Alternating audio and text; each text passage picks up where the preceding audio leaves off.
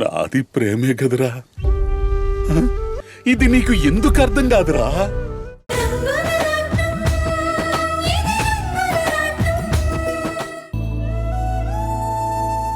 Sita, Sita,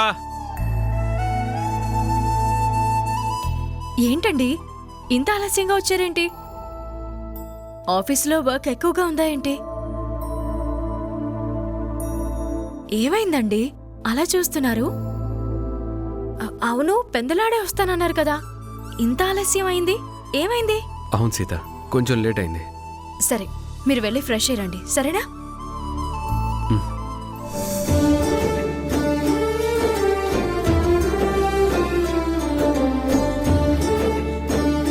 sweet నీకోసమే తెచ్చాను.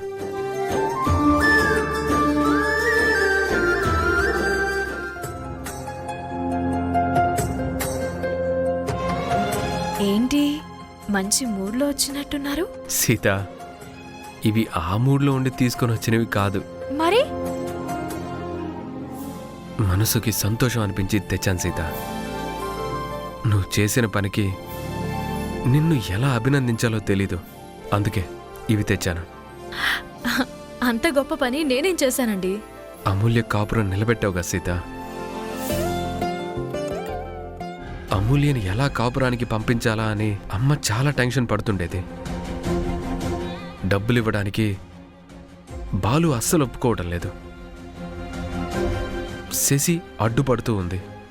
ఇలాంటి సమయంలో నువ్వు నిర్ణయం తీసుకొని తనని ఇంటికి తీసుకొని వెళ్ళి వాళ్ళతో మాట్లాడి ఒప్పించావు. నీకు ఎలా థ్యాంక్స్ చెప్పాలో తెలియటం లేదు. ఆపండి ఆపండి ఆపండి. అత్త మేము పొద్దునొచ్చి ఇలాగే నన్ను పొగిడేసి వెళ్ళిపోయారు.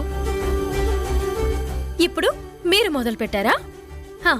తల్లి కొడుకులు నన్ను పొగడ్డానికి వంతులేసుకున్నట్టున్నారే. అమ్మ కూడా వచ్చిందా?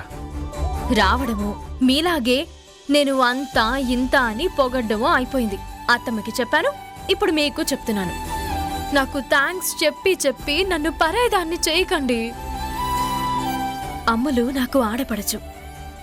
నేను నిర్ణయం తీసుకోకపోతే తను ఎలాంటి నిర్ణయం తీసుకుంటుందో నాకు తెలుసు. అందుకే నేనే వెళ్ళి మాట్లాడాను. ఇది చాలా చిన్న విషయం అండి. దీనికే నన్ను ఆకాశానికి ఎత్తాల్సిన అవసరం లేదు. సరే, పూలు పెట్టండి.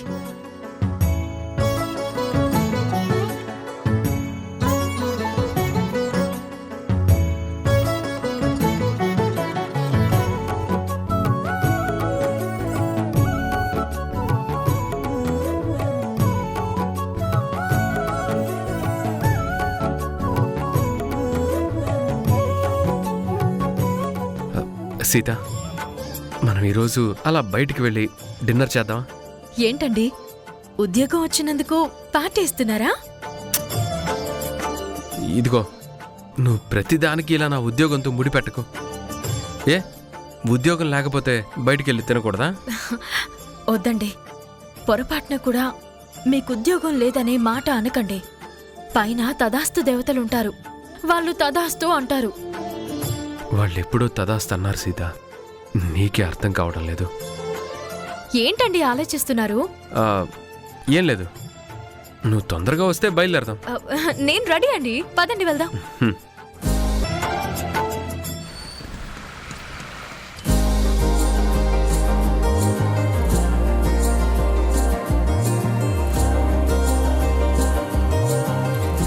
ఏంటి అలా చూస్తున్నావు? ఏమండి, రేపు మనం ఎంత డబ్బు సంపాదించినా సరే మనం మాత్రం బైకు కారు ఏమీ కొనొద్దండి.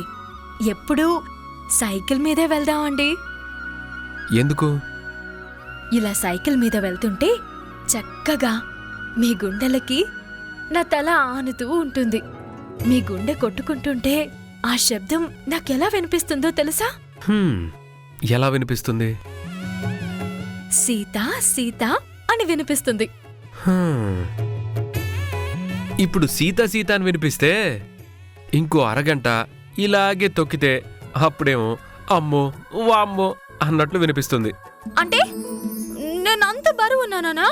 అయితే వద్దులేండి, నేను నడుచుకుంటూ వెళ్ళిపోతాను. ఏయ్ ఏంటిది? నేనేదో సరదాగా అన్నాను సీత. కానీ నేను మాత్రం సీరియస్ గా తీసుకున్నాను. నాకు కోపం వచ్చింది. హే, జాబిలమ్మ నీకు అంత కోపమా? జాజిపూల మీద జాలి చూపుమా?